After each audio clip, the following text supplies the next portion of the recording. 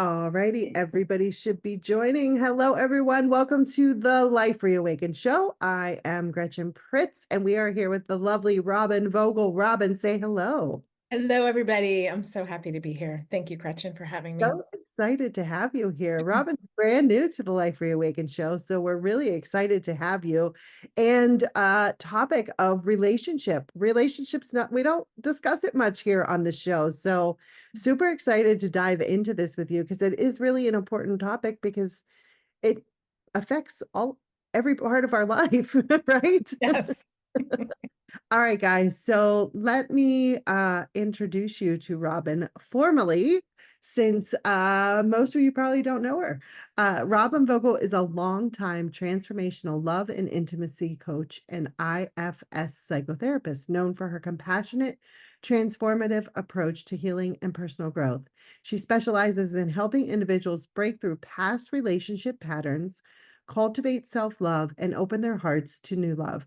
Robyn combines warmth and empathy with spiritual and emotional depth.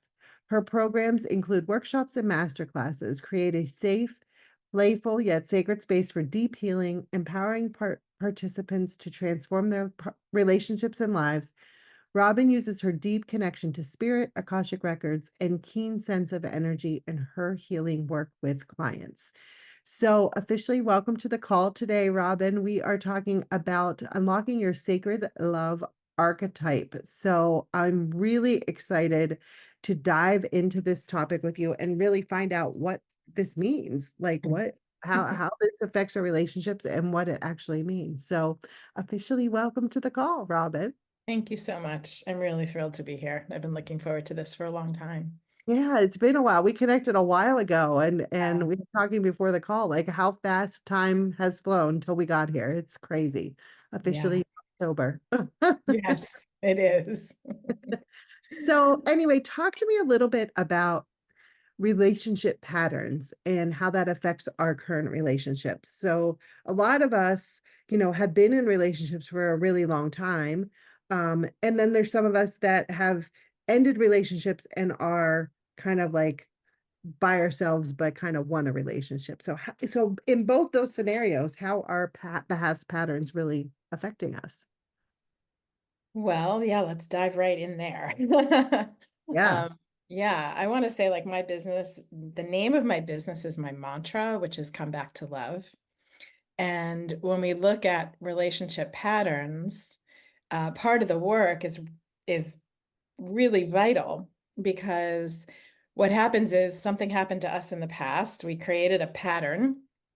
I can talk more about that in more depth, but just sort of big picture right now, we create these patterns of how we relate with ourselves and how we relate with others. And some of those patterns are really healthy and wonderful and have a lot of ease to them. And some of those patterns are not because they came from a difficult place in childhood. And so even though they developed in the past, they may still be in the present. And then those patterns create usually a space of defensiveness or some kind of challenge that is then in the relationship that keeps people often separate from each other and having difficulty connecting. And and for people that aren't in a relationship right now, or maybe in a newer relationship, sometimes people will see these patterns in a way more easily because they'll have these short-term. Somebody just wrote to me this morning, actually, I was in a 4-year, I was in a 6-month, I was in a 3-month, I was, just over the last like 7 or 8 years, it's just been sort of a repetition of patterns that aren't supporting a healthy relationship that will last. And so, yeah, that's one way to know that there's some patterns in there that are not necessarily supportive of our true aligned selves. Interesting. And so the patterns might not necessarily be something that's like obvious. Like, I keep attracting this person that keeps doing, that has this type of a personality. Or so is that what you're saying? Like it can be something that's hidden that we might not, um, it might not Yeah. be like glaring in our face, like, I can't believe this happened again, kind of a pattern. Right, exactly. A lot of people say, I don't know why this is still happening, Why do I keep attracting the wrong person? Or in the relationship I'm in, this keeps showing up. And actually, I would just, because the chat is so active, I would invite people to put into the chat, like if they're in relationship or not in relationship, and that, also helps us guide the Yeah. conversation. So I would love to see that. Anybody that wants to share, if you feel comfortable.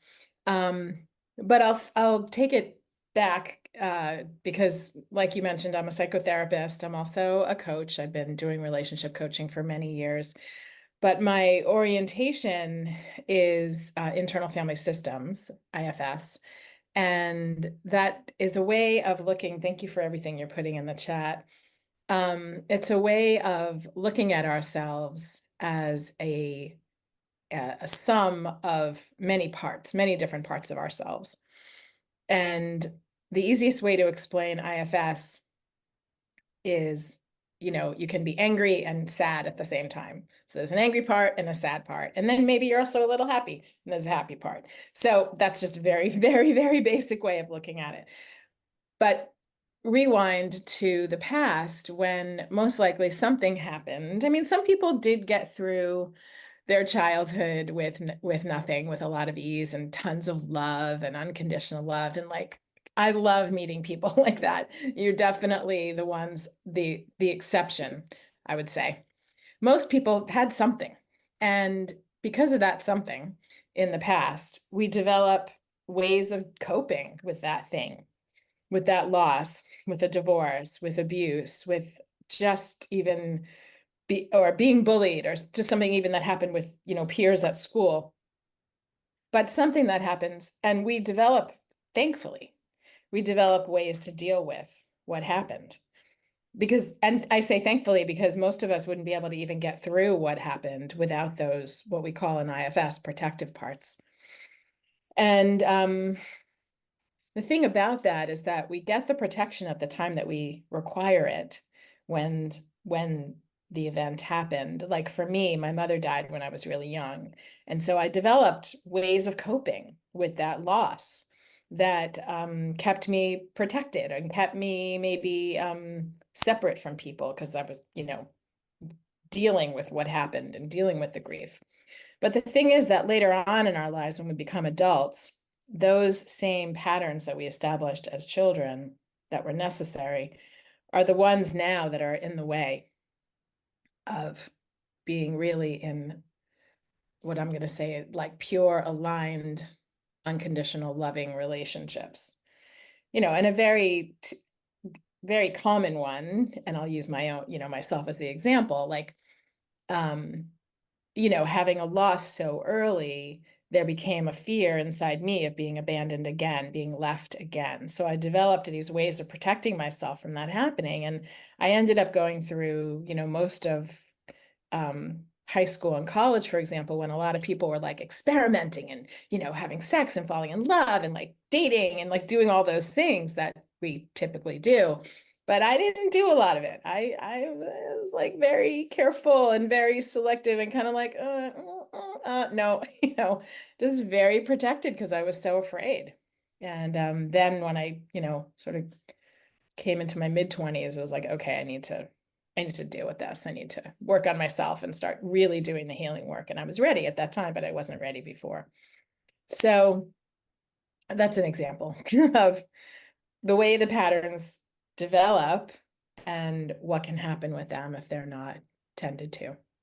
And so that's interesting because the patterns aren't necessarily from past romantic relationships, right? Like it can be Right. relation in particular. So like the example that you gave with the death of your mom and what an impact that makes in your life. So we might not actually know what it is that Mm, got us to the point where we are in our current relationships. right. Right. We might not know. And in some ways we don't have to know. Sometimes it's helpful to go back. And I do this bridge meditation where you kind of sort of travel back in time and kind of see where the bridge lands. So think about a pattern that's happening right now. And anybody's welcome to do this in this moment, just going to give a little snippet. And then if through a meditation, think about the pattern that's happening right now and then sit and meditate and then see visually this bridge back to the past and see where it lands. And the thing about the meditation is that we don't know how long the bridge is going to be. It just Mhm. travels as far, right? It could be in this life, it can be in past lives. Absolutely.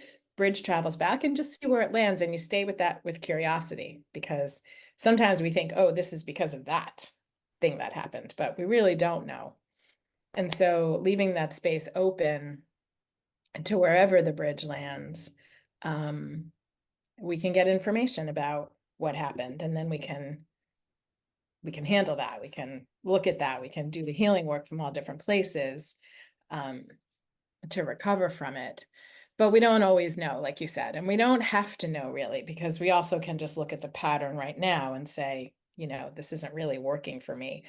Ultimately, this is all about like what works for you to have to feel really good about yourself, to feel confident and loving and generous and curious in your life and with yourself, and also with the people in your life. So, as you said, relationship is, you haven't talked about it here in a long time, but it's everything, Perfect. how we relate with ourselves and how we relate with everybody, not just romantic relationships, right?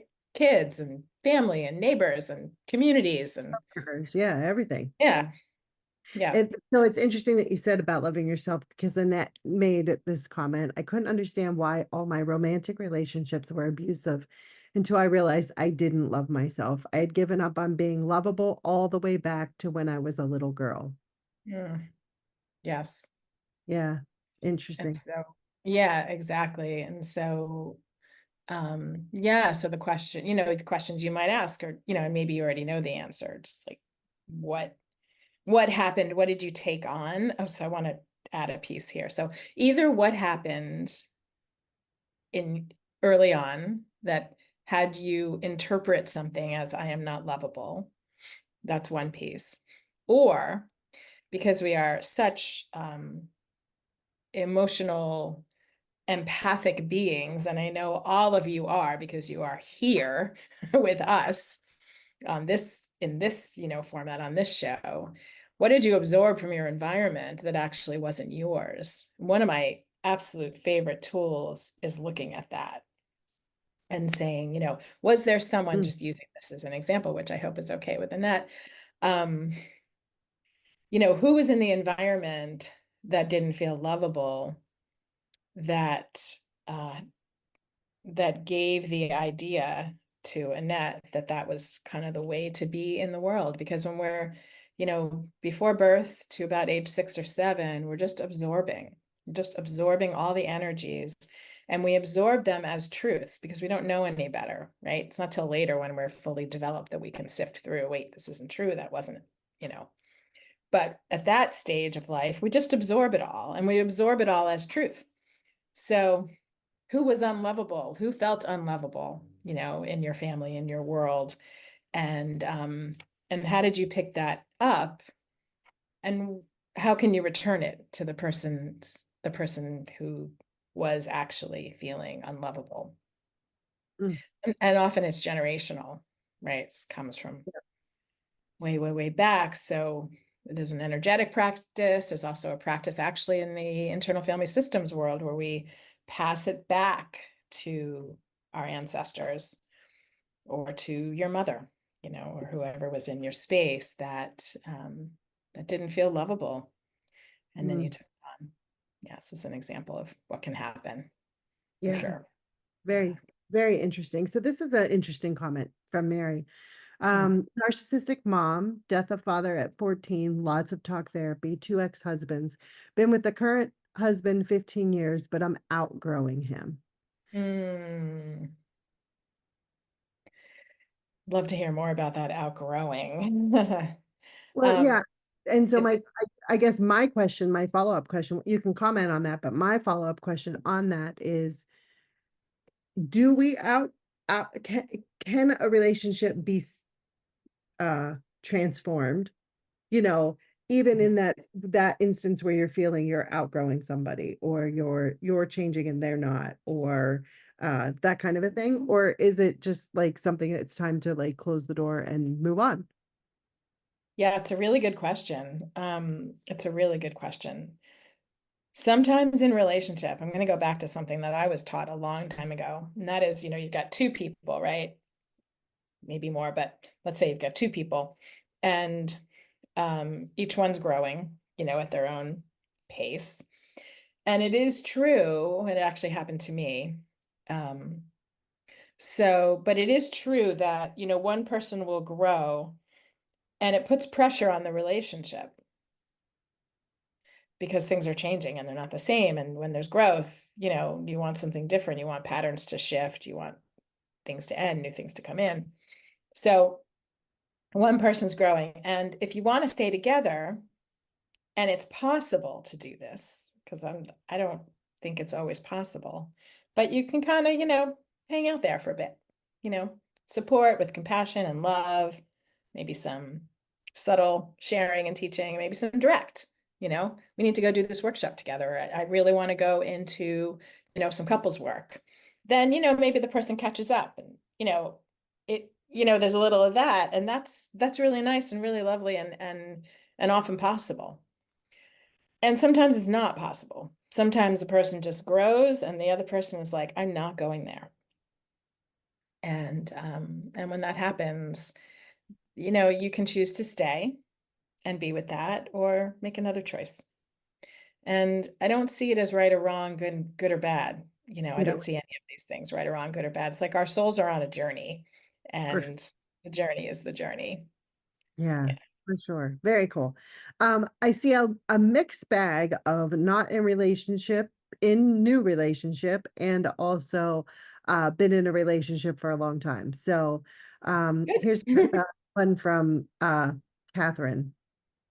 I have not had an intimate relationship for 20 years. Lots of close friends, felt happy and at ease on my own, but would really like to have a loving relationship now and into the future. Nice. Um, so Margaret says, I'm not currently in a relationship and I'm open and ready, yet consistently experiencing the pattern of my past. And then here's Robbie for contrast. The 10th is our 38th wedding anniversary, but we live like roommates. We don't talk and there's not a lot of love. Yeah. So we're all over the place here with Yeah, our good. our collective here. I love the Uh, mix. I love the yeah, mix. for I sure. want So to, let's talk yeah. about, yeah, a little bit both of those kind of scenarios. Mhm. I would love to just kind of pick your brain and see, especially let's start with I've been searching, I haven't had an intimate relationship for 20 years. I've been searching and I'm ready to now. So what do you do? Like, how do you, and not only what do you do, but how do you prepare yourself to kind of go into the best relationship you can, if that makes sense? Absolutely. In fact, it's the cornerstone of my 6-month program, which is called Heal Your Heart. And the reason it's called Heal Your Heart is because it's the preliminary work that needs to happen before stepping in and choosing a relationship. I always say choosing because it's a choice. So I just want to say that. It really is. Like our culture makes it out to be it's not a choice. Like you have to find a relationship and that makes you a good person and all that, but it's a It- choice.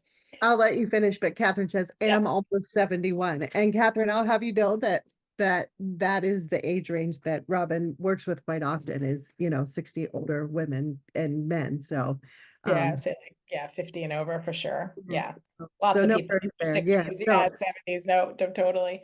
Yeah. Um, Yeah, I have so many things to say about that, but I'm going to go back to the first thing that I was going to say, which was so the preparation is really helpful. It's not to be perfect, or, someone asked me last night in a class I gave, do I have to be like totally healed? So no, none of that, and there is work to do to get yourself ready.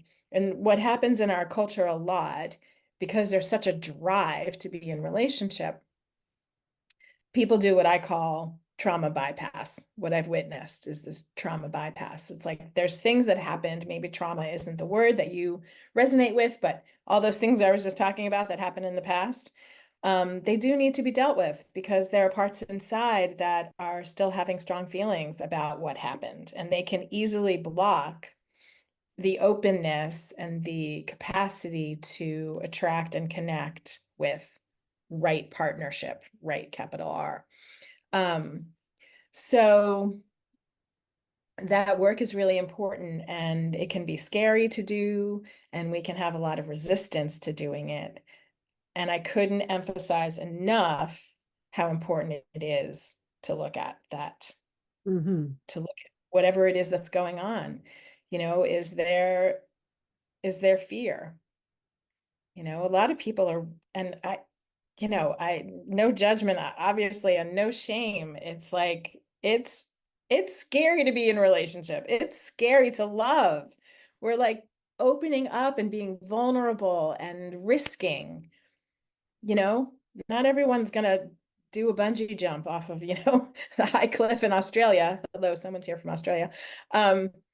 And I'm not saying love is that, but it's really risky. It takes a lot of courage and a lot of intention, and especially in a conscious community, which this is, it can be harder for the person who's living a very conscious spiritual life. Why? Because you're not going to ignore all those things that people aren't aware of. They just get into a relationship and go off like the Brady Bunch, and that's fine. But for somebody who's conscious and spiritual, it's a specific dynamic that you are wanting to attract, and you're likely aware of the emotional risks of that. And so I just want to really normalize that and say that there's a way to gently and lovingly address the fear that comes up. That's the work that we do in the 6-month program, because it's so helpful. We need all parts of ourselves on board for coming forward and opening up to receive love, which is something that not everybody feels they deserve, and also to choose to love someone else. Mm. Very good. Thank you for that. And then what about the relationship, that you've been in a relationship for Yeah. 38 years and you feel like roommates more than any. Yes. So, Such a big one, such a common one, such a big topic. One thing, because not everything can be in the bio. But I worked as a couples therapist for 20 years. It's really the foundation of a lot of the work that I do and have done over all this time. And that, what you described, is the pretty much the most common thing. People go through different phases in long-term relationship. We say that there are many marriages in one long-term marriage. You state the obvious, when you first met, and the new relationship energy, and the kind of like, ooh, we're going to have family, and we're going to, all that good energy is there. And then there's kids, and then there's all the challenges of that, and coming together and the coming apart around the challenge of parenting. And then there's, empty nest, and that's a whole other relationship. And how do you bring yourself into these phases of relationship without even realizing that the relationship is in a new phase? It's not that you don't realize what's happening, but it's like new parts of you are required to create passion and deep connection in these different phases, and it's different for each phase. So that's one piece. The second piece, and thanks to Esther Perel and her book Mating in Captivity, which really was the first time anybody really said out loud, there are so many ways that you have created, not you who wrote in the chat, but the collective we and all of you, us, create this way of being in relationship that turns into roommates, because we start doing things that aren't sexy. We just use the bathroom in front of our partners, and there's no mystery anymore. They've seen it all. They've heard it all. It's not sexy anymore. And so the polarity, which is really important for relationship, there needs to be like a charge. Like, let's go back to that first phase of relationship. There's a lot of charge, right? There's a lot of sexual attraction and there's a lot of, I Yeah. want this connection, and there's a charge, and that charge starts to dissipate over the years. And then you've got a lack of polarity, and now you're roommates. It is recoverable. I really recommend not only the book Mating in Captivity, but Esther Perel's TED Talk on desire. It's really, really helpful. If you don't want to read the book, just listen to the TED Talk on desire. That's before I do my TED Talk, of course. Now you should listen to hers. Awesome.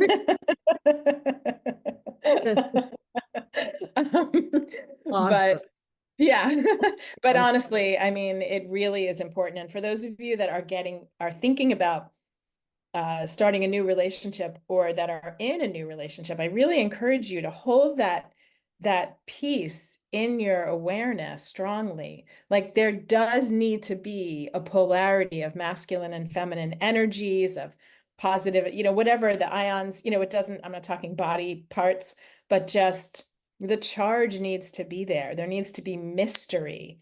Don't reveal everything, all at once. Be discerning around what you bring to the relationship. Leave some mystery. Don't just become comfortable and housemates, because you'll end up roommates without a lot of good sex and not a lot of great loving energy there. Yeah. It's Good, it's a big good topic. stuff. Good stuff.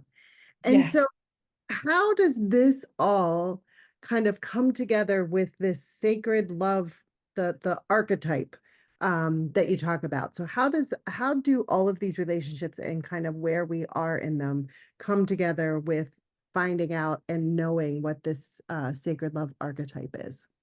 Great question. So no, it's not more than a couple years ago, probably 10 years ago in a meditation, I got a download of an assessment tool to help people look at the patterns that might be blocking them. And it came through in 4 archetypes, which I'll talk about in a moment. And some people resonate more with one or another. Some people resonate with all of them. They can see themselves. It's basically a self-inquiry tool. And of course, in the class coming up, Unlock Your Sacred Archetypes in October, we're going to go into them in a lot of depth. So you can really look at what's happening inside yourself, find the patterns, where did they come from, do the healing work, and transform. Real transformation. There's a difference between breakthrough and transformation. Breakthrough are great. I hope you have a lot of breakthroughs here, that you've already had some aha moments. And then when we do the deeper work, we're looking at real transformation that happens in our being and in our lives. So preface this with that information. That's important. So there's 4 archetypes that came to me, and there might be more. So I want to invite you to make up your own archetypes when you take a look at yourself. But actually, everyone who's on the call, if you want to just take a moment and pause what you're doing and listen to the description of each. They'll be brief, and then maybe even jot down on paper what resonates for you. So the first one is Chat too, just so we can have a discussion about it. I would love to know what you got. Yes, With. into the So chat. yeah, Yes, I good. love using the chat. That's perfect. So the first one is the judger. And this is characterized actually differently than you might think by a fear of being judged by others. So you judge yourself and you're afraid other people will judge you. So the fear of being judged by others can create different patterns. It can create keeping yourself distant because I don't want their judgment. It can also create being good. So nobody judges me. I want everybody to like me. That way no one will judge me. So I'm going to do all these things that are good, that are likable, as my friend Charlie says, digestible, which I love.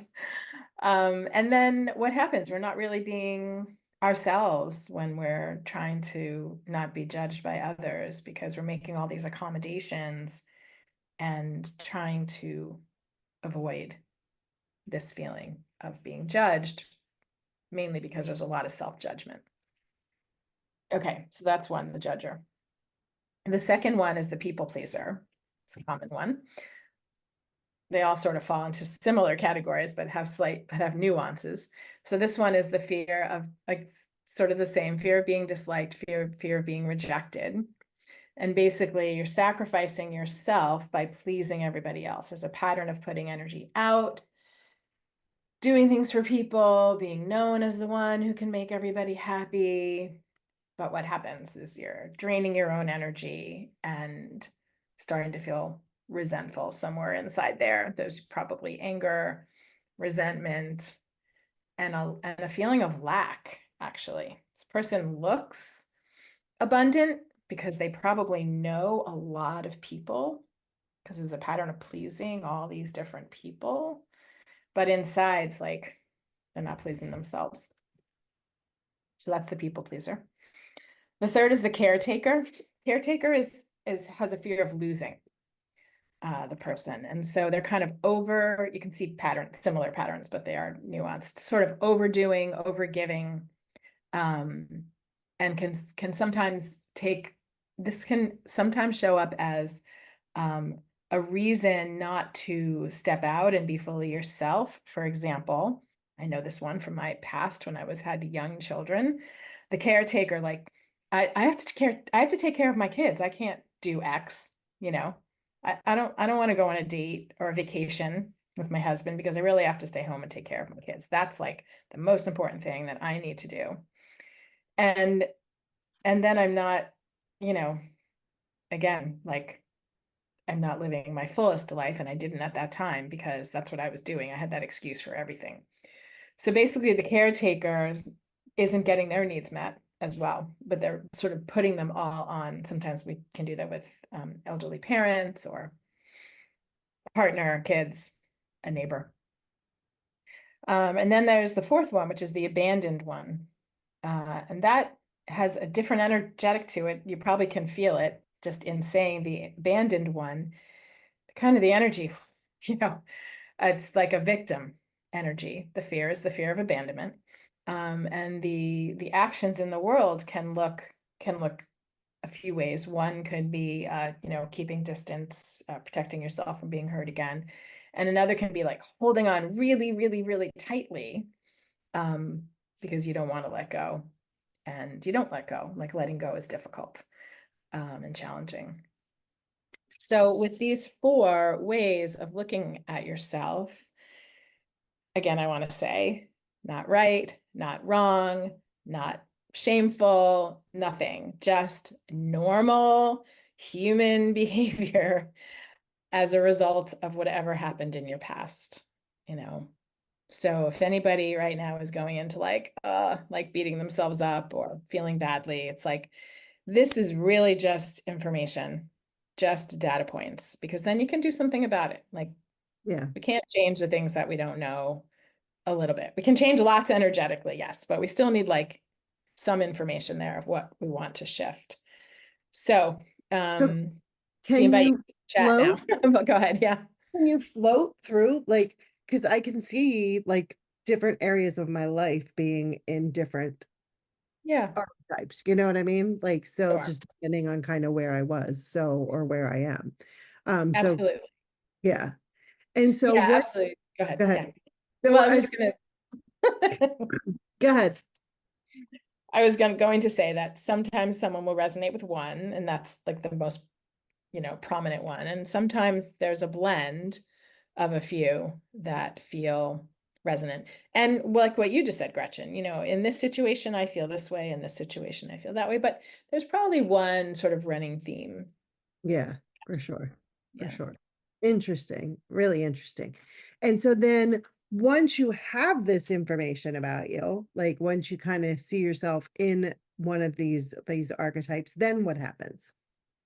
Well, so again, we'll go into great depth in the 4-week class in October, but the headlines of the things that are possible to do once you've identified. So the self-identification is really very, vital to the process. That's where we're beginning. Then we'll do some in-depth bridge back meditation to find how did this develop? Like, where did I learn this? Where did people value this way of being? And by the way, there's value in all of these, so that's another piece. But where did people value this way of being? That again, we took it on as truth of how to be in the world and how to make accommodations also, um, to be with the challenges and the traumas that happened in the past. And so then there's opportunity to do some healing, right? Emotional healing.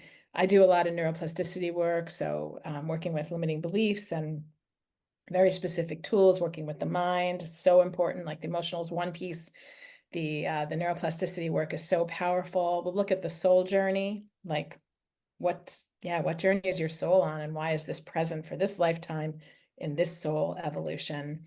And then we also include the body and healing with the body. How are we holding on to things, not releasing? Where are the judgments? So in this work, that piece is really important to do the bridge back and figure out, what's happening. And then where has this shown up perhaps in a positive way in your life? Because absolutely, these patterns give us positive things. Otherwise, we probably wouldn't do them. Right. Right? Right? Like, how are these patterns serving and how have they served? And then we're going to step into making different decisions, making different choices. For somebody that's been using their let's think about the age group here, mostly like using caring for their elderly parents, maybe as the kind of place where they're putting most of their energy, but then they actually really want a partner, but they're not taking that time and space in their life and providing space and spaciousness in their lives to have a partner come in. So Mm. what can you do literally on the earth plane to shift that? And what support do you need to actually make that shift? So to take it one step further, um, you know, guilt can show up there, right? Like, Sure. how could I not be present for my aging mother 24/7? Like, how can I not? So guilt is what we call an implant that is very present in the energetic. And the example I gave before is similar. Like, we just take it on as kind of what we're supposed to feel. Like, I'm a good person if Mhm. I sacrifice myself and I feel guilty. Like, I'm Jewish. Like, Jews are supposed to feel guilty all the time about everything. Um, so Yeah. guilt is a good thing. No, it's not. Yeah. So, how can we free ourselves up? And there's very specific tools, energetic tools actually, to free ourselves from things like guilt, that Interesting. will keep us from putting ourselves out there. We can use, there's so many things we can use to not step into our fullest selves and open up to the infinite universe and attract to us what it is that we really want to have in our lives. There's a lot of resistance that can show up in many different ways. Mm. Makes a Yeah. lot of sense. Is this resonating with you guys? Were you able to kind of see yourself in one of the archetypes? Give us a thumbs up or a heart or Yeah. whatever to let us know that this is resonating with you guys, because it makes a lot of sense to me for sure.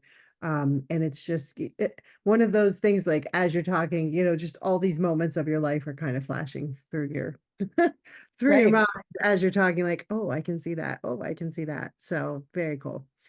All right, so we do have some hands raised, and we were gonna talk to you're gonna do a mini reading for a couple people. So um Let's have the questions first. I see there's two in the Q&A box, and I know you, so I'm going to leave that to you, of course, but yeah, let's no, question. those are just wanting to know, like, why I'm still on my own after 20 years. So wanting more, that's more like of a reading. So um let's I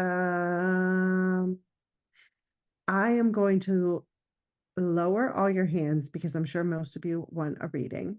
But I'm going to lower hands for now. And if you have questions in particular about relationship, about what we're talking about here, please raise your hand and we'll talk about those first. And then I'll prompt you when we're going to do some readings and let you know that. Lauren says, yes, the abandoned one and the caretaker. How do I separate from my 9-year relationship? Mm. How do I separate from my 9-year relationship? Is that Yeah, what you, that's is that what the comment was. because that's what you want to do? Meaning leave it. This is Lauren. Yeah. Yes. You want to leave. I say, okay. You want to leave.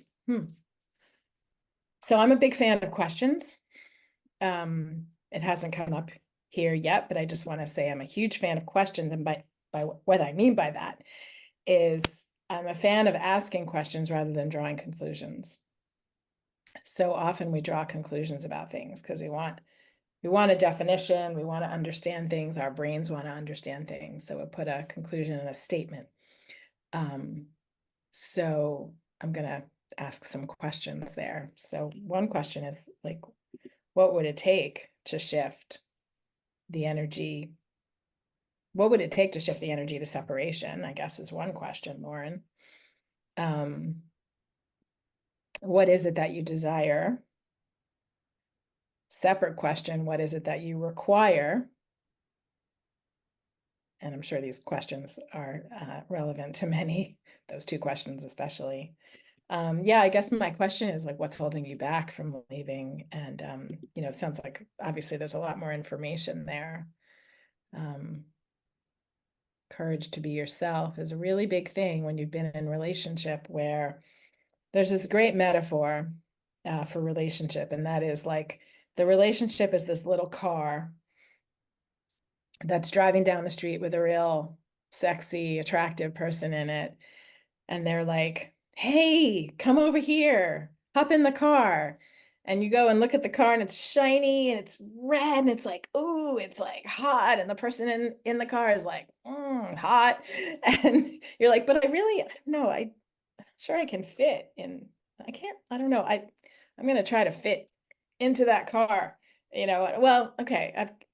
I guess I can leave my right arm out. That'll help. And well, okay, I guess if my left leg is, twisted into the back, it can fit my, squeeze into, I don't have to keep going with the metaphor, but Yeah. basically you're squeezing yourself into, we squeeze ourselves into spaces because we want to be loved. We want to feel a sense of belonging and connection. And it's so common, especially when we're younger, to not really have enough awareness around that. And so we squeeze and contort and contract. And then we're in this relationship and we're not really ourselves. And then guess what? When we wake up, which is what happened to me, we want out. I got into a great relationship at the time when I was in my 20s. And I still love this man very much. He's the father of my 2 children. And when I started waking up in my early 30s, oh, the relationship was just doomed at that point. I wasn't who I was 10 years before. I was a completely different person. He used to say he never knew who was going to walk in the door. And I have so much compassion for that because I know that like the predictability and the stability of being in a relationship is so valuable. And when I'd go off for a weekend retreat and come home, he would be like, oh God, who's coming, And I wasn't myself and I couldn't stay. Mhm. It was a very, very painful decision to leave with 2 young children and to separate, not leave really, separate and change the dynamic. Yeah. But I Interesting. had to, yeah, Yeah, for sure. I can see that. And so yeah, I have a couple questions here about yeah. being alone for 20, 30 years and looking to want to get into a relationship. So what advice do you give them, or how can working with the archetypes kind of help them on this path, on this journey, finding new love? Yeah, well, I would say, not knowing anything about your histories, of course, which I would love to hear more of. I would say what the first step could be that you look at these archetypes and see, are there any and which ones resonate? In particular, looking at the way that the archetype plays out in your life. What specifically is happening in action, you know?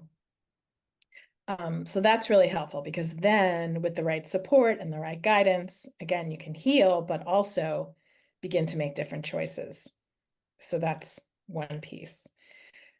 If you're out in the world and you're engaging and you just can't find, and you just haven't quite yet met the right person, then that also for me is another indicator of the bypass.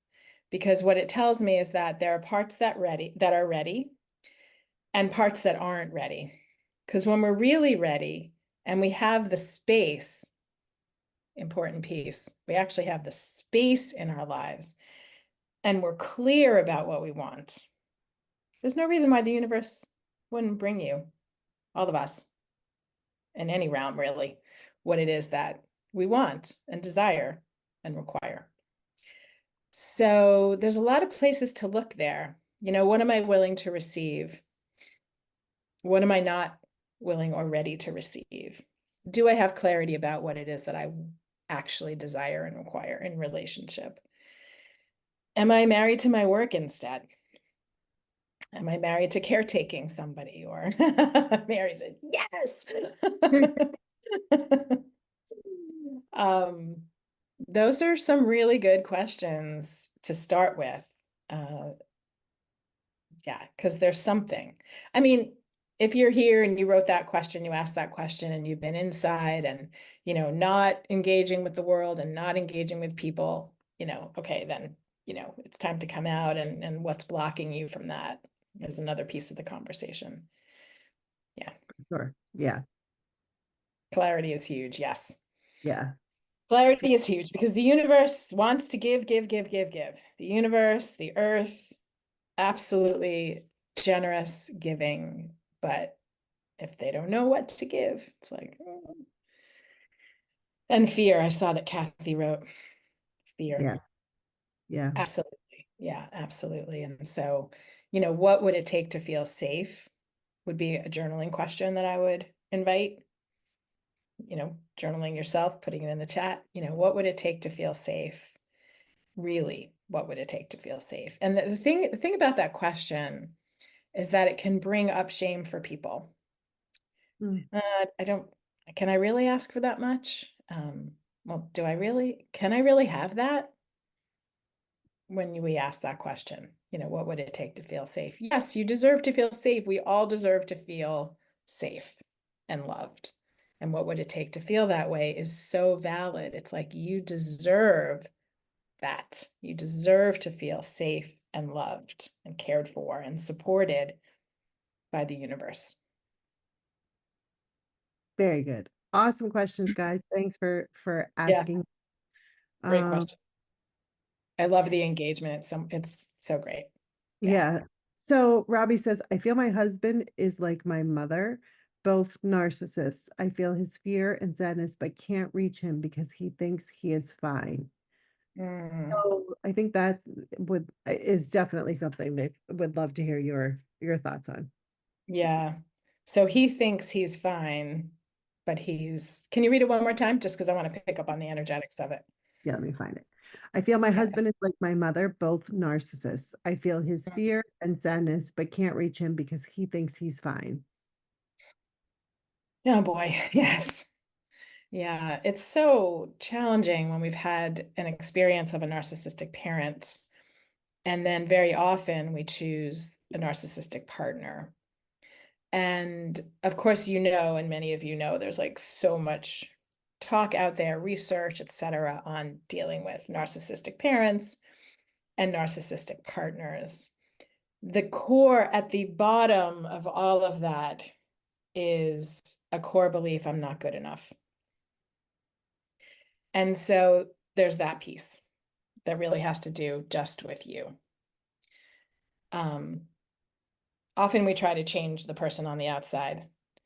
That's like the most common thing we do in relationship. You change, I'll feel better. You're not doing it right. You need to do it better or differently. And it's so easy to do that. So I have a lot of compassion for that. And there's no separation. What's inside is outside. And actually the place to look is inside, because those we are the only ones that we can love unconditionally and make happy for ourselves. So it's really, really challenging when somebody is like, I'm fine, and won't go there. And so, yeah, I just, first of all, I have a lot of compassion for that. That dynamic is very difficult, especially when you're aware and awake and you can see and sense what's going on. And there's nothing you can do about it. So what would it take to be an allowance for what's happening right now? To be in full allowance is a topic we haven't touched on yet, but allowance is really one of the most empowering tools and gifts in relationship, and the one of the strongest and most potent things that can actually change a relationship. Because instead of being in a space of this needs to change, you need to do it differently, and even I need to change, I need to do it differently, right? It depends what in both directions. What would it take to be in total allowance? In an open, you can feel the energy of allowance is so different. Like, what would it take to be in total allowance for what is, and see what happens from there? Because often in relationship, one person contracts, the other person contracts in reaction, right? As soon as we point a finger, the person contracts. The person who's pointing the finger is already contracting. But allowance is just do it in your body, right? Contract like this for a second, and then come into allowance, open your heart, open your arms, expand your energy field out, take a breath. Now you're in allowance for what is. And it's such an important tool for us to master in our lives, because things change when we're in allowance. The other person feels accepted and open. And guess what? They can actually open in response now to your allowance. I'm not saying this is an easy task when you're in the situation that you just described, by the way. But I am saying that sometimes these tall orders or these tall strong invitations are really powerful in terms of inviting us into a transformation in our lives. Yeah. Good stuff. And yeah, it does not sound easy, but sounds like it could be very beneficial for sure. Mhm. Yeah. Yeah, for sure. Yeah. Um, what else There do was we a have? question in there that had my name. It was like Robyn, comma, it went by. Robin, Yeah. what was it for you? What was it for you to wake yourself up? Mm. Like, what is it? What did I mean by that? Or Yeah, what I did I mean by that? yeah, the situation, I think. Like, what did it take for you to wake yourself up, if that Oh, makes I see. Got it. Okay. Yeah, interesting. I mean, often I think we're guided spiritually by the universe. I didn't know what I was stepping into. And I had an invitation to step into a container of healing, actually. When I was in my early 30s, my son was only 18 months old, and I was with a lot of women through the Waldorf school that my children went to, and a lot of the women were home and, full-time, not working at the time. And I decided to step into a 9-month container of a group program, basically, that met regularly for 9 months. And because I had gotten the invitation from different places that seemed odd, we never know how the universe drops in these invitations, I decided to do it. And when I got into that space, whew, it was scary. And I met people, and I was in an environment that I had never been in before. And it was deeply spiritual and deeply connected to the earth and the rhythms of the earth. And that container and the woman who facilitated it knew that energy was our first language, not what we think, which is all this talking we're doing. That energy really is our first language. And I started doing a lot of ritual and a lot of healing through those rituals, and a lot of connection in that at that time with spiritual beings.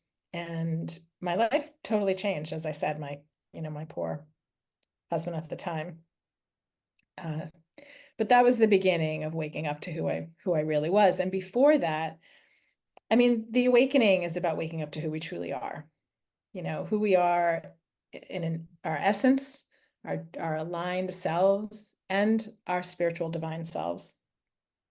And that can happen in so many different ways. Sometimes people have like a, aha, earth-shaking kind of experience, sometimes difficult, sometimes not. And sometimes it's more of an evolution of like coming, you know, um, clearing away the parts of ourselves that are not us, chipping away and letting go of the parts of ourselves that are not ourselves, not our true selves. Hmm. She's Thanks for thank asking. you. Beautiful story. Yeah, Robbie, thank you. elaborate. Thank you. That really helps. All good. Okay, Melody says, how do I get my husband to start his healing process? It just feels like nothing much can be done and that he is just wanting to stay in a disempowered state. Yes. Such a important question that a lot of people ask. Yeah, of course, again, would love to hear more. I guess I'm a relational being. I'd love to hear more from everybody. Yeah. I think there's a couple of options here. One is, and it depends where he's at. Again, is he staying down here and not really, wanting to grow? No right or wrong. That's his journey. He might not want to. He might not be ready. And it's really important to respect people's pacing because we're all on our own individual soul journeys. And it's nice to think we're on it together, and we are, but people have completely their own pace. And it's really important to honor and respect that. Mm, Yeah, that's a really big piece that I don't think people talk about very much. no. No. And then there's allowance, which I just talked about. What would it take to be an allowance of where he's at? And just allowing that space to open when it's ready. And then there are ways that we can also invite, and it depends on the relationship and it depends where he's at. If he's in a deeply listening, open, receptive place, and you can say, hey, I notice, you're struggling, or, you've been struggling with this. What do you think about, what do you think would help you there? Do you feel like anything could help? I'd love to support you. And so it depends how you come to him.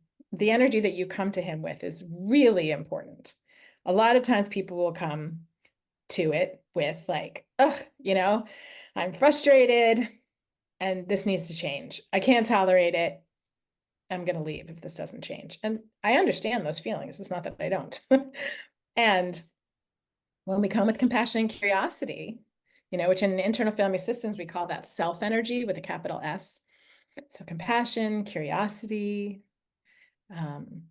what happens when we come to someone with compassion and curiosity? It allows them the space, if they're ready for it, to open to something new and to not shut down.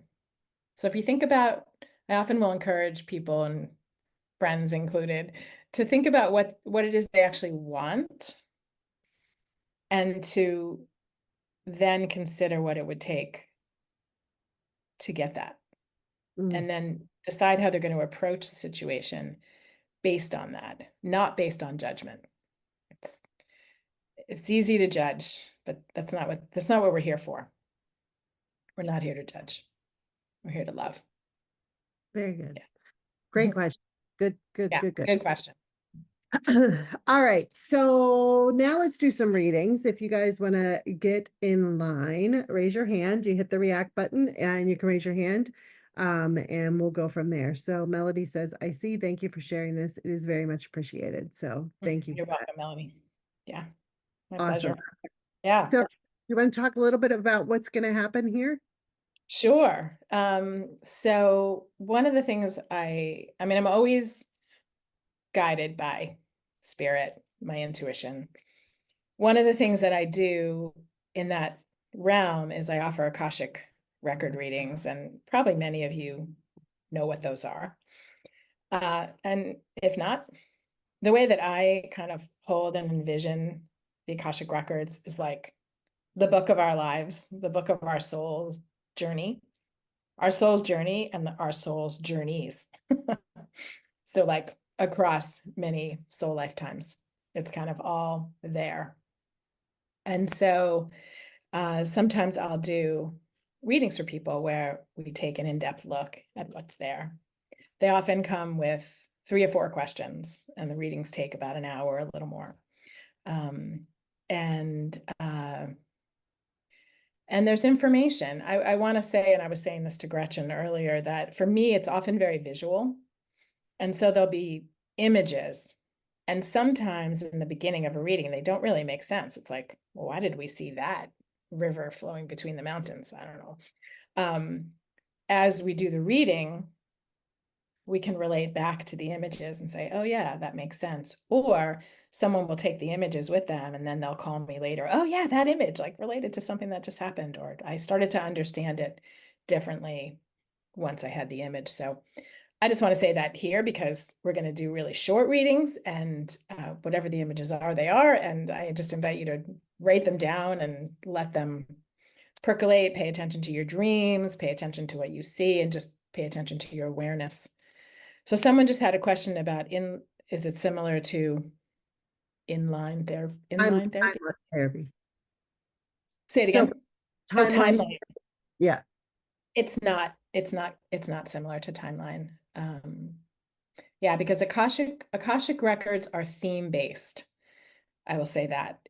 The Akashic, the keepers, as we call them, of the Akashic, don't answer yes, no questions. So I want to be really clear about that. I'm sure you've had many psychics on this show, Gretchen. Mhm. The Akashic isn't going to answer a question. It's not in there. Like, am I going to meet my partner? Yes or no? That's not an Akashic question. An Akashic question is more like, maybe what are the themes and obstacles in this lifetime that have been making being in relationship a challenge? That would be more like an Akashic question. So no yes, no questions, more kind of theme-based. It's the information tends to be very guidance oriented and feels like an open invitation. Very good. Yeah. Awesome. Well, let's see it in Yeah. action. Let's see what happens. Never know. I never know. All right, Sandy, you are first in line, Sandy, so you can unmute yourself. Ooh, I get to see you or hear you or Hear see your you. name. Yes. Can you hear? You I'm there, not Sandy? I'm the right Sandy, okay? Yeah, it's you. Robyn? Hi, Sandy. Thanks for being here. Thank you. Oh, this is fun. What I'm going to do is invite you to, I've got my pendulum here, and I just use that for checking the energy. So what I'm going to invite you to do is say your name, your full name 3 times. I'm just going to make sure we're energetically connected. Okay. After that, I'll ask you to have one question. All right. If the question isn't, quite right for the Akashic, I'll just coach you along to ask it differently, or I'll just, shift it and ask you if that resonates. And then we'll see what comes. Okay, great. Okay. Yeah. So I'm just gonna give me a moment to just release all the talking, which has been so much fun. But let's just pause for a moment. And I invite everybody actually who's here and who's listening to have a breath and gently close your eyes for a moment. I invite you to take 3 deep breaths with me.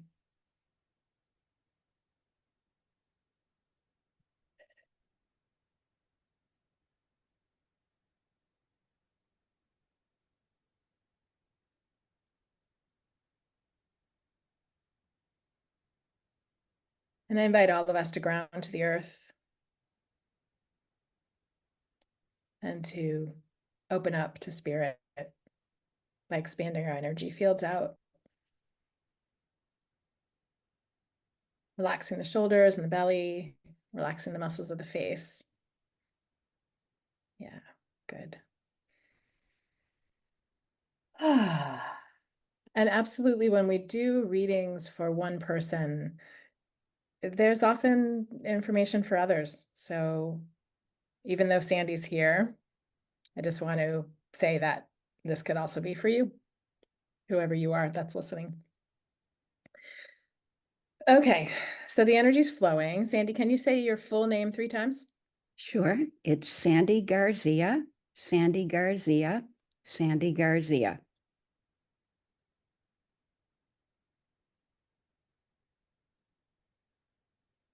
Okay. Okay, great. Tell me your question.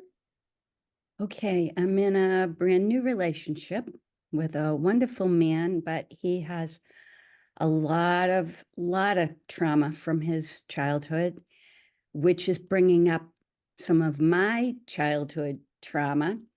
Luckily, he's in therapy dealing with it, but I'm not sure if this is the right way for me or if I should get back into therapy because it's bringing up my childhood trauma.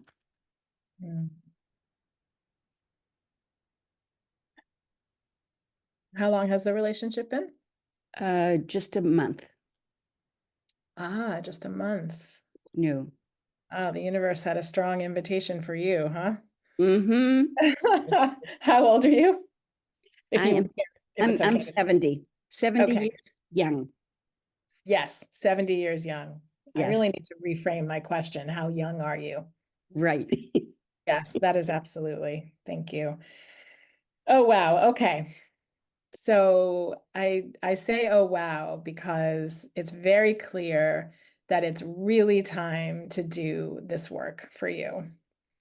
And it's a little bit like, and I have a part of me that says, don't take this, um,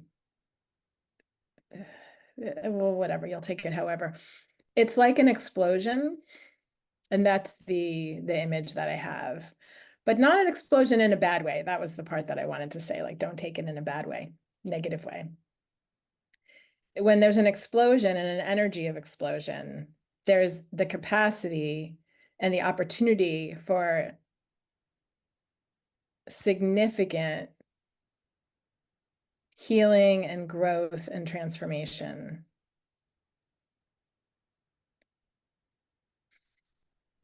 And what I can see in the image is that there's a lot, there's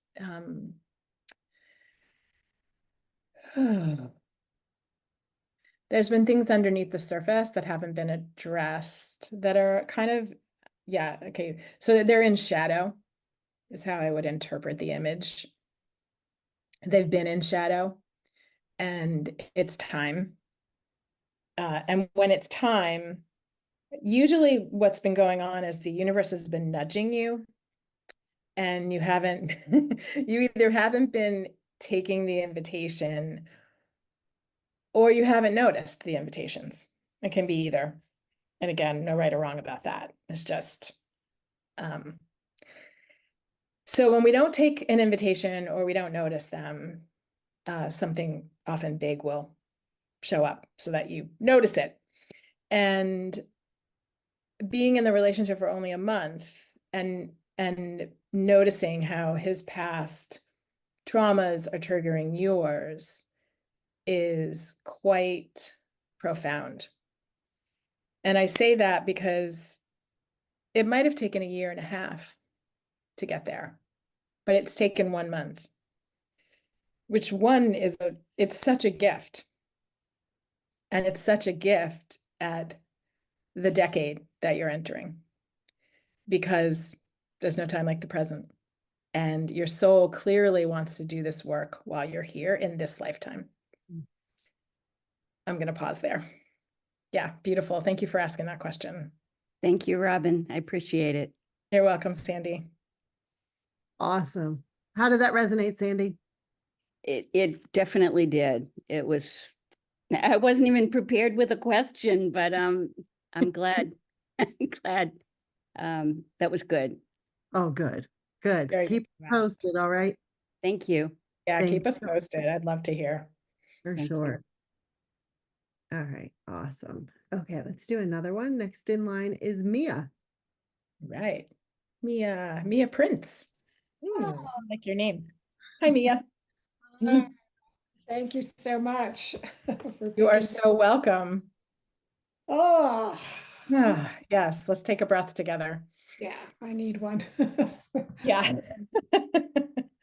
Let's take actually 2 more breaths together. And again, I'm inviting everybody, but especially you and me, Mia. Okay, thank you.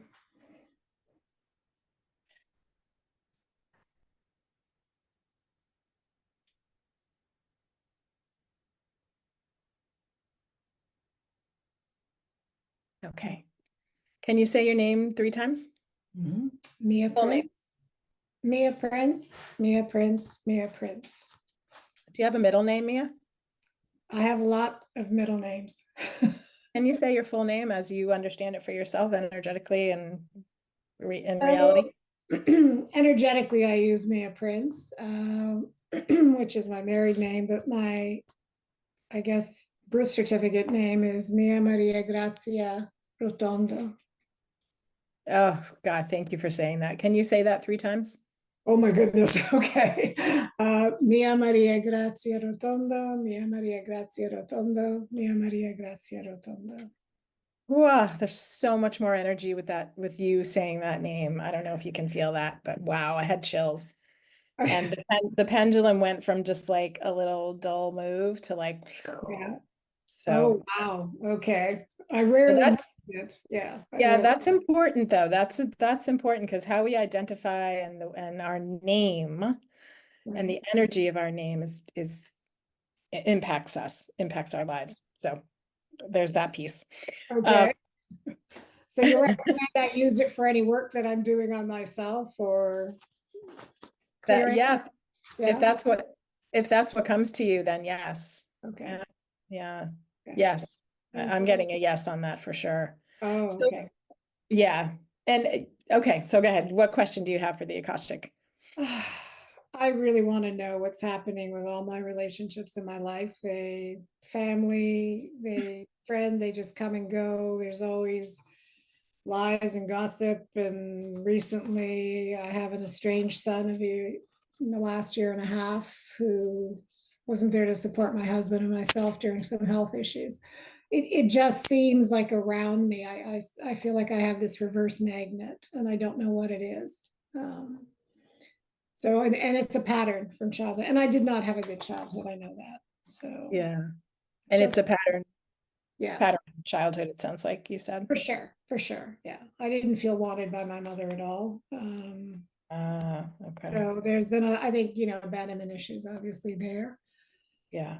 Um, I just, I it's like, you want to heal the world and somehow the world is turning away. I don't know how to explain it. It's just like every I got relationship. it. I Yeah. got it. Yeah, I got it energetically for sure. Yep. Okay. Whew. Thank you for asking that. It's got a lot of energy to it. Mhm. Okay, so let's see what the Akashic has to say about that.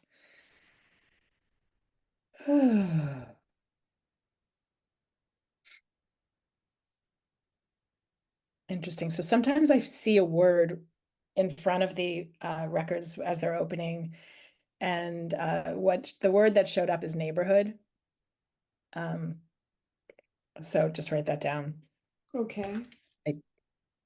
And maybe it has resonance for you, and that if it doesn't, it will, and if it does, great. And more information might come.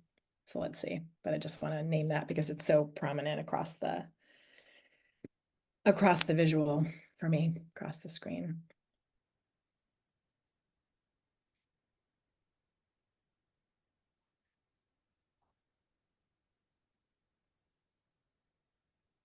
Okay, the thing that comes most strongly actually is the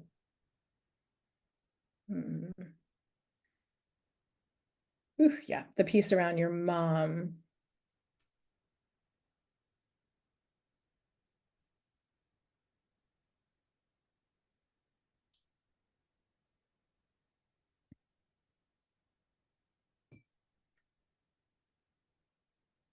So there seems to be like a tension between desire and deserving.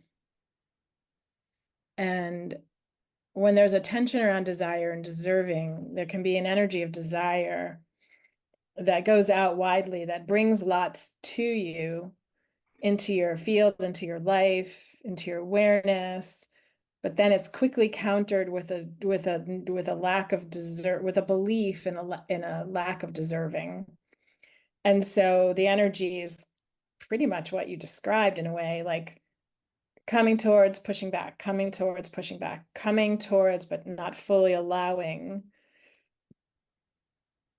the neighborhood of all these energies to come in. And the just looking at my pendulum to see what the energy is, I can feel it. The piece around deserving and not being wanted is really still strong, still activated inside.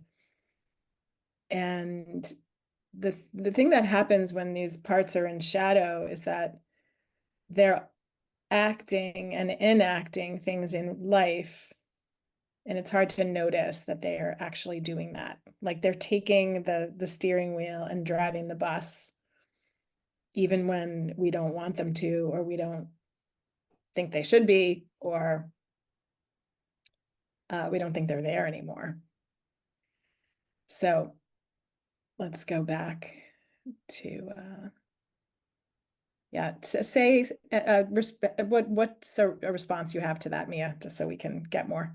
Oh, I'm listening intently, because I think one of the things through all my own healing certifications, I'm always told that like a piece of my heart is missing. Work on your heart chakra, work on your heart, whatever. Yeah. It's frustrating. It's years and years and years of trying, to do this.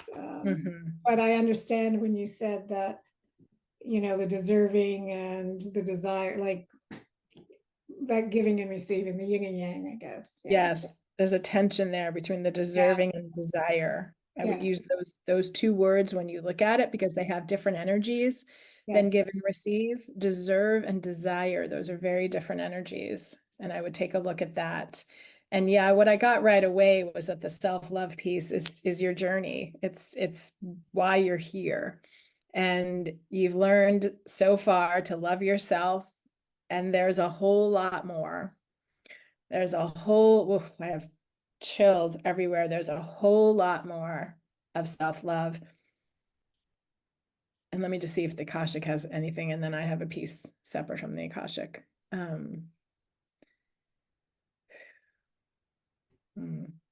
They're actually just showing me your capacity for love is so huge.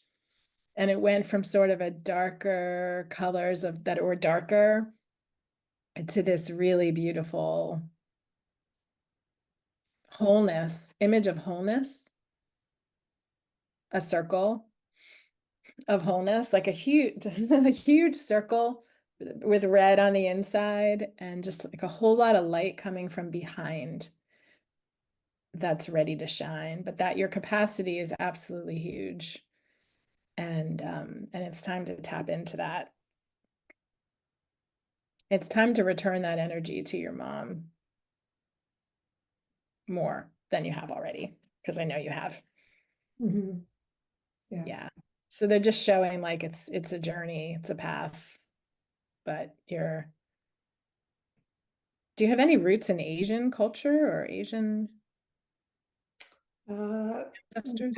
No, I'm a Tao practitioner, though. Tao advanced practitioner. Oh, okay. Oh, really? Oh, okay. Oh, well, that's what they showed me. Like I didn't know how to interpret it. Yeah. I'm glad I asked.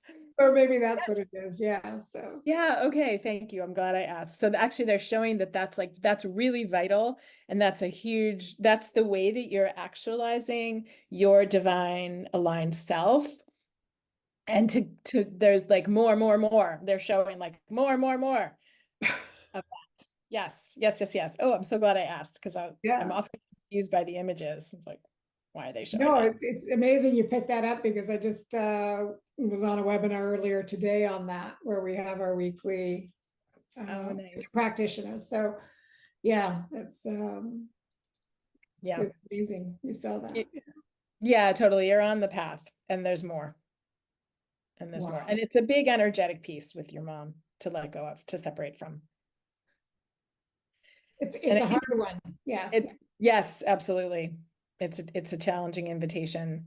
Yeah. And Your name. Your name. There's something there about your name. Wow. Yeah. Yeah, it's so much more potent. Your energetic was so much more potent when you said, you can try it right now. Say Mia Prince again. Mia Prince. Okay, now say your full name. Mia Maria Grazia Rotondo. I mean, people feel free to put things in the chat, but that energy is so much more vital and alive. You've got hearts coming up on the screen. Like, I'm not the only one feeling that. Like, that's wow for me. My whole body is really, I never use chills. it. Catherine Never. says absolutely in the chat. Yes. Wow. Yes, yes, and yes. Yeah. Yes. Very strongly, yes. Thank you for being here, Mia. Yeah, because I've never used it, but thank you so much. Thank you. I know I need to open my heart, so thank you. I really You're appreciate welcome. this. Yeah, you're so welcome. So good to be with you. Thank Thanks. you. You've got so many yeses in the chat. You've got to look at the chat now. Awesome. Oh, That's so cool. You never know what's going to pop up. That's really cool. yeah, you never know. It's really beautiful. All right. Do we have time for one more? Yeah, I do. I see Stephen here. So Stephen, you can unmute. You are next in line. All right. Hi. Thank you. Hi. You're welcome. Thanks for being here. Okay, let's take a breath together.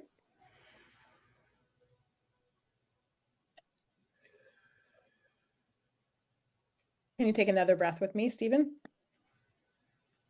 Yeah.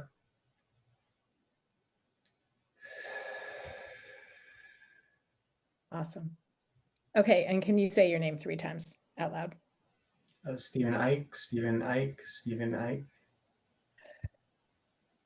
And do you have a middle name? Yes, Joseph. Okay, so can you say your full name 3 times? Stephen Joseph Ike, Stephen Joseph Ike, Stephen Joseph Ike. Okay. All right. What question do you have for your Akashic record?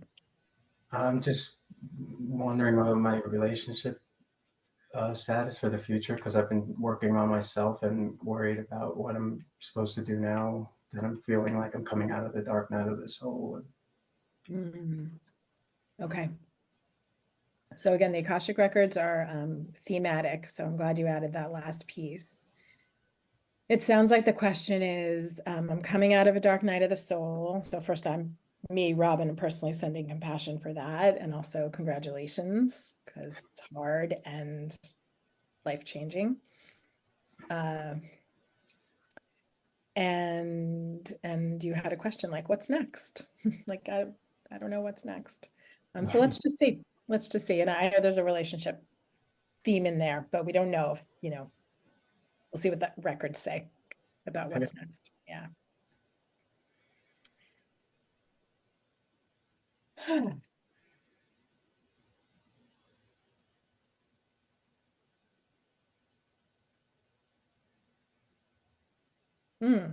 Interesting. Okay, so the word that I don't always see words across the records before they open, but in these 2 cases, yes. And in your case, I'm seeing the word relating. And it's not,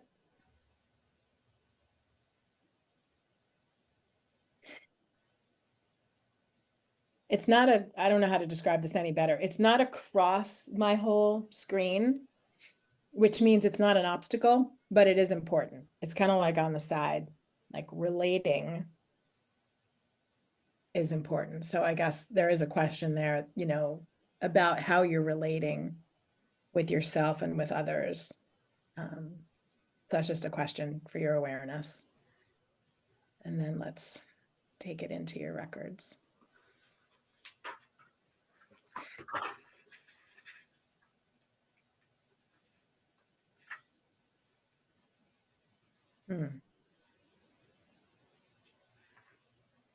Okay, I'm just going to share the images. Like I said, I don't always know what they mean, but what they're showing me is you relating with a lot of children, or not a lot, like a bunch of children, like 4, 5, 6 children. And you're you're leaning in to listen to them.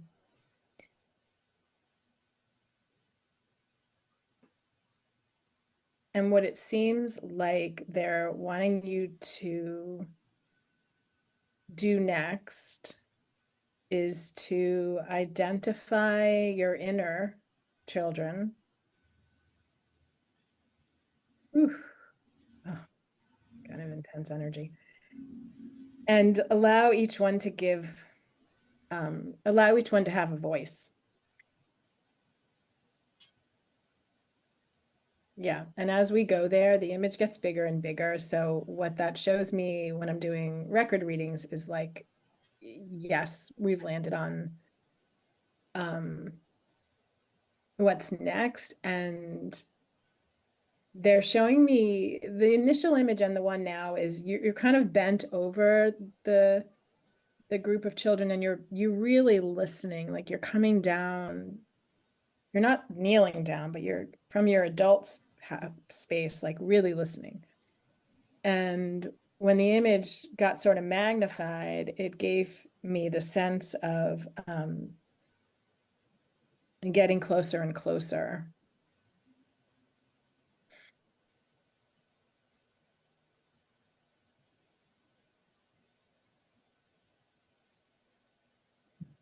The voices. I'm gonna keep going. I'm just getting some more, but you're welcome to actually, I meant like I'm getting closer to knowing my inner children, or letting them have a voice, or listening to the. yeah, that's what was coming in. That you're getting close. Yeah, okay, now the energy's moving. Yes, you're getting closer and closer to having access to the inner children and to allowing their voices to communicate and be present with you. Okay, now the energy's flowing. The energy kind of stopped for a moment, and I think what sometimes when that happens, I don't, know the reason. I think that what was being communicated was that the energy had been blocked or stopped, and now it's opening. So you have the capacity now, and maybe the desire and the availability to do this inner work with yourself to prepare you for what's next. So you asked, like, what's the next step? And it looks like that's the next step. And I want to be clear on the number of children, because first I said a bunch, then I said, I just want to look to see how many are there, because it's not like 50. It's just like four or five.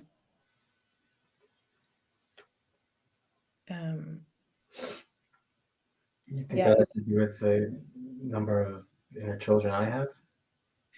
Just the ones that want to have a voice right now. Okay. Yeah. No, we've got a gazillion. We've all got hundreds, thousands, maybe. It's likely, like, if we took this further, which of course we can't today, but it's likely, I would say my interpretation would be that there are, just some parts that are ready now, and each one of them has something important to share, and perhaps some healing work to be done, but that what they actually want is to relate with you. And that's why relating was the word that came up first. Our inner parts, the healing work we do is developing relationships with these parts of ourselves. And I think these 5 inner children came forward to greet you. You noticed them, you're leaning in. And again, you're not down low on the ground yet to like really listen, because they're pretty small, and you're not. But the initial piece was like, you're ready to listen. And the next piece is to open space for the listening and to get down low so you can really listen to them. Like when we really want to connect with a child, right? It's like we might get down to their level, open our hearts, be curious, and listen to what they have to say. So it feels like that's the next piece, and that's going to lead you certainly to the next piece after that. And it all relates to how you relate with yourself is how you relate, period, with other people. So in terms of the relationship piece, when you're relating with yourself and your inner parts, with love and compassion and deep listening and honor and respect and vulnerability, then you bring that into relationship with you. So I personally see this as preparation. Yeah. Okay. Thank you. You're welcome. I hope that's helpful. Yeah. Thanks, Stephen. Thanks for being here. Thank you. You're welcome. Fun. That was fun. So fun. So much fun. Absolutely love that. Absolutely love that. All right, so let's shift gears just a bit and talk about this program that you have, Unlock Your Sacred Love Archetype, a step-by-step process of understanding the archetype that's blocking you from love. So here's the link, guys. You can click on that, copy and paste, or just follow me. I'm going to share my screen. So Robyn, we can discuss this and let us know what this is all about. So here we go. So you guys can check all of this out. You can read about the program more in depth here when you get to the page. You can also check out these notes of love from Robyn's clients and what has happened when they've gone through her work and through her classes. So lots of good stuff here. Uh, I'm so grateful for Robyn. I kept spinning my wheels and dating the wrong people. Robyn convinced me that it was because I hadn't done the inner work. Truth is, I saw how I was avoiding it, thinking it would go away. I stepped in tentatively at first, but was soon looking at the stuff of my past. Now I feel so much lighter and completely in love with my sweetheart. How fun is that? So very good. Okay, so you can read about Robyn. Also, this week there is a bonus. This is a Come Back to Love program. It's an entire program that you are getting for free. So if you want to talk, let's start with this about this bonus. Talk a little bit about what is in here. Sure. In there, it's a free bundle right now, and it's got an introduction to Come Back to Love in there. So there's information and videos, and then actually I put a lot of really good programs in there that are about relationship and how to identify the obstacles, remove the obstacles, invitations and meditations to work through what's happening for you right now and where you want to go and what you want to actualize in your life with regards to relationship. So there's several things in there. It's quite robust. But it really gives you an introduction to the work of Come Back to Love, which has a very specific step-by-step process, and then information and practices to identify your obstacles and move forward and step into what you want in your life with regards to relationship. So that's free right now. Free right now, yes. So that Yes. when you join before Sunday, you can get that for free. So then here is the bulk of the program, which begins on October 10th, which is next week, right? Yes. Oh. Yeah. Is it next week? It is next week. Oh my goodness, it's already October. And so this is a live course, right, that you're teaching? Yes, it All right. is. So Yep. I'll let you talk about I'm that. okay. I am so excited. And this gave me such an opportunity to really talk about it and flesh out the details. So you've heard a lot from me already, but I'm just going to repeat that and some more specifics here. We're going to meet on 4 Thursdays for 75 minutes, starting at noon. A lot of people will come on their lunch break, and some people can create that space for sure in the middle of the day. And basically, we're going to go through in a lot more depth and in a lot more specific way so that you can really identify when you just kind of get the information on the surface. I gave you a lot of details, and some people were like, oh, but I resonate with all of them. So we're going to do the work to, one, really identify what's your main way of being in the world, what's your unique to you pattern, and why. And because there's 4 weeks and 4 archetypes, no accident there, you're going to have the opportunity to look look at each one and the ways that each one plays out in your life. And Gretchen, you had said earlier, like, well, here I feel this, and there I have this archetype.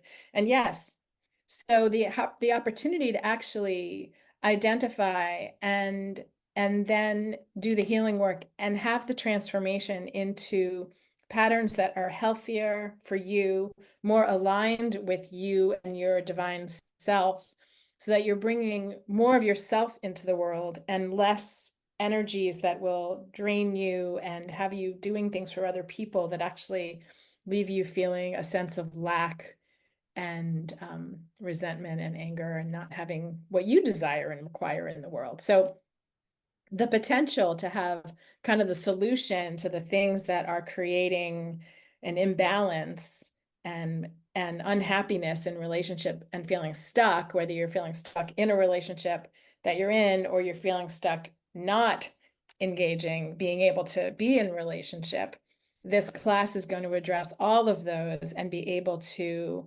shake loose what's been in the way, because you'll be able to see clearly what the patterns are and what the history is that's creating the obstacle for you. And then we're going to have like very practical things that you do, first of all, tools that you'll practice. So those very specific tools that you're going to practice in between the sessions, but also actions that you'll take while we're in the class together, so that you can actually move forward with accountability, with support, with encouragement, with guidance, while we're together for this month-long container, which I'm really looking forward to. Love it. Love it. Love it. All right, guys. So this week the investment is $297. So it's early bird pricing this week. And you also get the bonus of the additional program that you can work through when you join before Sunday. So that all is available this week. There's more stories here of people that have worked with Robyn and through her program. So that is what is happening inside this program. So I will stop sharing my screen. You guys can ask questions if you have any about those. It looks like a beautiful program. I would love to hear a little bit about before we end the call, just a little bit about what you can expect, what has happened with people that have gone through this kind of a program. I'd love to hear from your words. Absolutely. So one of the things I notice the most whenever I'm asked that question, it's like the images of the people who have been through the work come in. So one of the things that I've been thinking about, this one person in particular who did this work with me. And when we started, she was exhausted. She was raising two young children, not that young, like teenagers, and exhausted, and in a space of feeling like separating from her partner, because she just couldn't be herself. She couldn't find her space. She felt like she was being pulled in so many directions. Like he had demands and things that he wanted. And of course the kids wanted and needed what they wanted. And she also had some really beautiful goals for herself. She was a healer and a teacher in her own right, but just like couldn't really step into that part of herself. And when we did this archetype work, she was able to see what she was doing and why. And some of the energetic piece is so strong. It's like we don't know that we're loyal to past ancestors and energies until we're able to see that, oh, I'm suffering because my mother suffered. And if I suffer, I can understand her experience more than I do, maybe. So a lot of awarenesses will pop in when we do this sacred work. It's sacred, deep, spiritually held work. And so more than the mind, the energies that come in and the awarenesses that come in during the time is so much more than we can access with just our minds. And so what happened for her was she started to find her no. She didn't really have any boundaries in place. She was like pulled in the direction of her kids, pulled in the direction of her husband. Oh, I have to do this for the school. Da da da. I was like, wait a minute. Why are you here? And what do you want? And what do you desire? And she learned how to give, because she wanted to keep taking care of her children and have a relationship with her husband. but she was able to identify where the boundaries were missing and where she really needed to say, no, no, thank you. And it changed everything for her life, to be honest. She brought in extra help in her family because she didn't have a lot of resources, like not resources financial, but she didn't actually have resources of support. And she was trying to do it all. Yep. So she got to see, oh, wait a minute, I can like hire somebody to do this. I can invite help. And really everything changed for her it was amazing. That's very cool. I love that story because I can certainly relate to that. Yeah. And if I would have done all of this a long time ago, Yeah, right. it would changed a lot in my life, because it's such an important thing as we talked about earlier in the show of how relationship affects everything. And it really comes down to, starting here, starting with ourselves and loving ourselves. So Margaret says those boundaries or lack thereof get me every time. Same decisions, same results. Totally. Yes. Yes. So it's time Mother- to kind of bust those up. Yeah, totally. I mean, for a lot of us, like we know it, but having the support system to kind of help us through it and figure it out and find out where it came from. I love that sacred piece of like finding out where it came from, where it started from, and just kind of getting rid of it for good. So, Absolutely. Yes. one of the hardest things is, like we can see it. Like a lot of times I feel like, like I'm watching myself and I can't believe that I'm doing this again, but I'm doing it Yes. again.